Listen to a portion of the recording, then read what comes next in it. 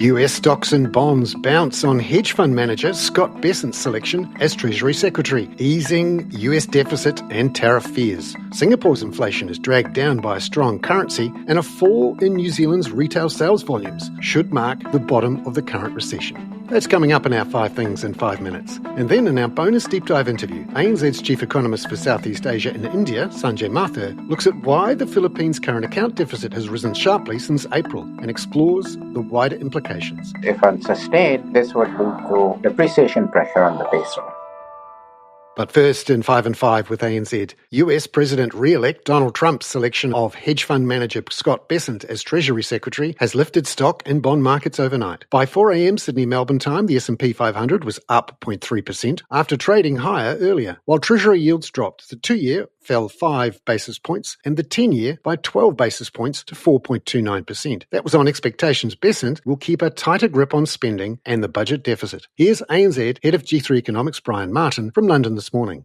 Bessent is on record saying that he wants to see the budget deficit reduced to 3% of GDP. And he also favours using tariffs selectively in trade negotiations. His previous commentary on tariffs is not one that supports a blanket introduction of tariffs across the board. So bond markets responded positively to that. The yield on the benchmark 10-year note dropped about 10 basis points, and the S&P was up in excess of 0.5%. So markets really cheering that fact. The US dollar index was down nearly 0.5% at 4 a.m. Sydney-Melbourne time. Despite that, the Aussie was down 0.14% at 64.92 US cents. The Kiwi was up 0.13% at 58.40 US cents. Number 2. A key driver for the Kiwi this week will be the Reserve Bank of New Zealand's interest rate decision and guidance on future moves in its decision on Wednesday. ANZ Head of FX Research Marjabeen Zaman says a 50 basis point cut is already priced in to the Kiwi's current level. Despite some positive surprises in Q3 GDP and employment data, we broadly maintain our view that there are more RBNZ rate cuts to come. One thing we need to note around the Kiwi dollar is that traditional seasonal patterns are possible into year-end. In fact, both Aussie and Kiwi tend to gain within the G10 space, but the Kiwi dollar typically demonstrates a larger lead over the Aussie dollar in December. So this is something we may want to note looking forward. Number 3. Marjabeen says the Aussie dollar has struggled to make a convincing recovery in recent days after risk sentiment turned volatile last week. But she says there are some factors that should support the currency. In terms of domestic drivers, we did have RBA minutes last week, which hinted that the central bank is moving towards easing only next year. And it noted that it sees no immediate case for easing policy in the near term. That said, the tone of the minutes as well as from the board remains pretty guarded. So a shallow easing cycle looks more likely in 2025. This will probably keep the Aussie dollar at the margin supported, especially against the Kiwi dollar, where a relatively faster easing cycle looks more probable. Number 4. Singapore's annual CPI inflation rate fell to 1.4% in October from 2% in September and was below expectations for around 1.8%. Here's ANZ's Head of Asia Research, Koon Goh. Now, there are 2 major contributors to the downside surprise. One was in healthcare costs due to the increased government subsidies starting from 1 October. This contributed to a decline in healthcare subsidy costs, and it contributed to about a third of the decline in the headline inflation numbers. Now, the other surprise downside on the inflation numbers were actually in recreational and cultural services. Now, this is largely due to cheaper holiday expenses, in part due to the strong Singapore dollar. Number 5. In New Zealand, retail trade volumes fell 0.1% in the September quarter, which was a slowing of the decline seen in the June quarter of 1.2%. ANZ New Zealand economist Henry Russell says the data was in line with ANZ's forecast for a 0.2% contraction in September quarter GDP. That's in line with the Reserve Bank's own forecast and would again mark another technical recession in New Zealand. But the hope is that this will be the end or the bottom, with now that interest rates are falling and we've seen a response in high frequency indicators. We do expect to see the economy gradually recover later this year and into next year, but that process is likely to be slow to begin with, and a meaningful upswing in growth is unlikely until the second half of 2025.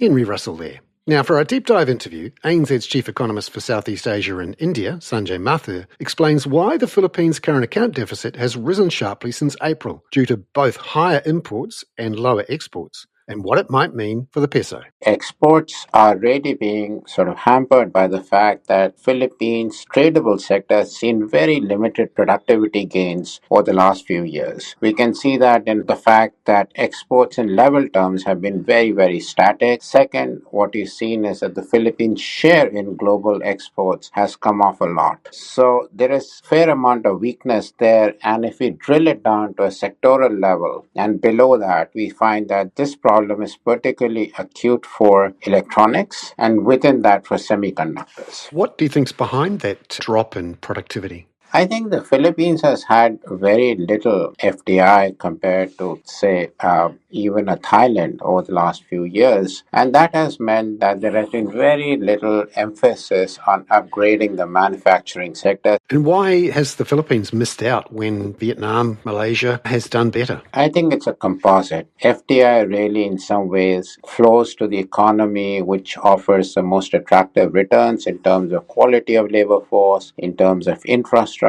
in terms of the ability to upgrade FTAs, etc. And we haven't seen much of a broader movement in the Philippines along in these parameters for quite some time now. And on the import side, what's happening there? The direction of travel of domestic demand and imports by implication is quite different from that in exports. And part of the issue really is that the government has been progressing with an infrastructure spending plan, and that has meant that we see imports, particularly capital imports, rise. Going forward, the central bank has also cut interest rates. If that shores up domestic demand, that would imply that imports will increase even further. And just looking at the other parts of the current account deficit, services, exports and remittances, what's happening there? Those are two bright spots. So in the Philippines, the BPO industry, that also includes call centers, etc., that industry migrated in a very significant manner or shifted to the Philippines from India. So there is quite a bit of revenue that's been generated over there. If anything, it's got a secular growth rate. The second is remittances. The last available sort of data point on this is that every eighth Filipino lives outside of the Philippines. They send money back to their families.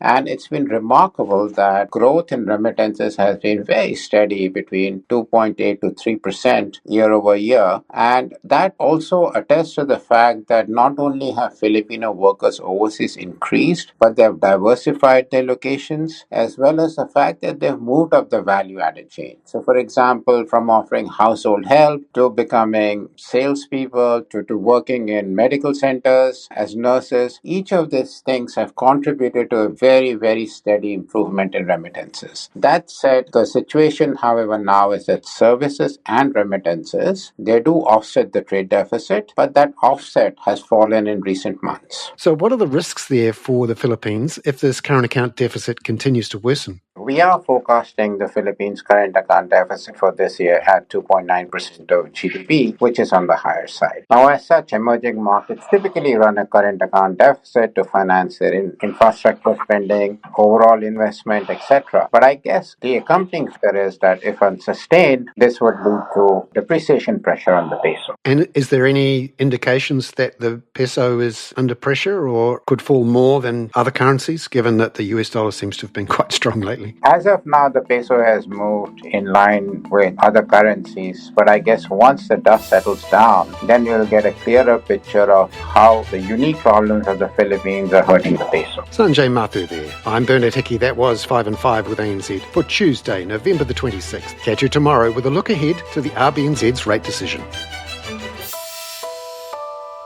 This podcast contains general information only, not investment advice. You should obtain advice for your personal circumstances before making any investment decisions. Please view the podcast disclaimer available via your media player or email.